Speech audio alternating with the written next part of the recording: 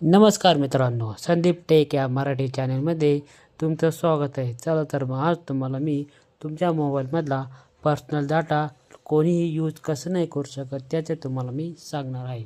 Chrome ब्राउझरच्या मध्ये तुमचा personal data असतो हे तुम्हाला माहीत आहे का? नाही माहीत ना?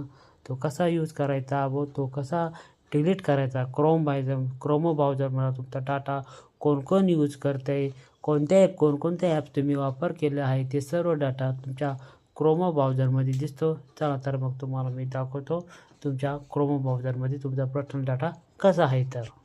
चला तर मग तुमचा स्क्रीन रेकॉर्डिंग चालू करूया आणि तुमचा क्रोम ब्राउझरमधला डाटा कसे कोण यूज करते ते पाहूया. आपल्या क्रोम ब्राउझरवर जाऊया.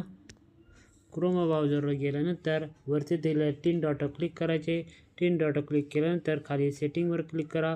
सेटिंगवर क्लिक केल्यानंतर वरती स्क्रॉल करत जा. खाली आहे दिलेलं आहे साईट सेटिंगवर जा.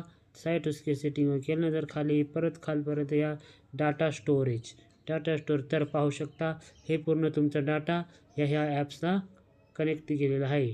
तुमचं ईमेल ID, तुमचं पर्सनल डाटा सगळं एवढं ॲपला आहे. तर हे डिलीट करण्यासाठी हे बघा माझं एवढं सर्व डाटा इथं या सर्व वेबसाईटला हे झालेलं आहे. तर आपण काही करूया बघा. केल्यानंतर शेवटी खाली डिलीट ऑल डाटा.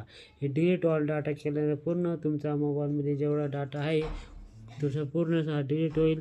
बाहेरच्या कुणा लोक तुमचा मोबाईल हॅक करू शकत नाही, तुमच्या अकाउंटवर बॅलन्स चेक काढू शकत नाही. तर मग हे डिलीट ऑल डाटा क्लिक करा आणि पूर्ण ऑल डिलीट करून टाका. ओके, माझ्या मोबाईलवर सर्व डाटा डिलीट झालेला आहे.